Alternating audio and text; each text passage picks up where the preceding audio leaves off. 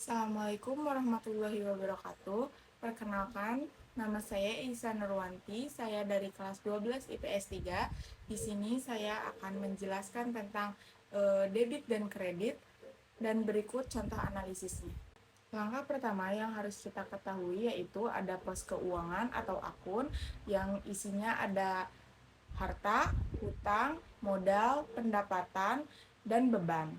Nah, ada juga langkah-langkah membuat jurnal umum, yaitu satu, menganalisis transaksi, menentukan akun bertambah atau berkurang. Yang kedua, menentukan yang di akun debit dan kredit menggunakan aturan debit dan kredit. Lalu yang ketiga, mencatat jurnal umum. Nah, sebelum kita lanjut ke menentukan debit dan kredit, kita harus mengetahui dulu aturan debit dan kredit itu apa aja sih. Nah, di sini ada 5 akun yang tadi kita sudah sebutkan, yaitu harta, hutang, modal, pendapatan, dan beban.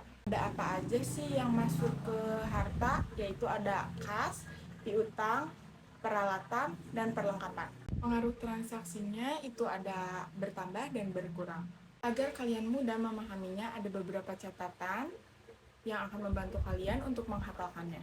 Jadi seperti ini, menentukan aturan debit dan kredit. Satu, yaitu ada harta. Harta itu ada kas, piutang, perlengkapan, dan peralatan. Harta bertambah, masuknya ke debit. Harta berkurang, masuknya ke kredit. Yang kedua, ada hutang. Hutang bertambah, masuknya ke kredit. Hutang berkurang, masuknya ke debit. Yang ketiga, ada modal. Modal bertambah, masuknya ke kredit. Dan modal berkurang, masuknya ke debit. Yang keempat, ada pendapatan. Pendapatan bertambah, masuknya ke kredit. Pendapatan berkurang, masuknya ke debit. Yang terakhir, yang kelima, ada beban. Beban bertambah yaitu ke debit dan beban berkurang masuknya ke kredit. Atau ada cara cepat untuk menghafalkannya.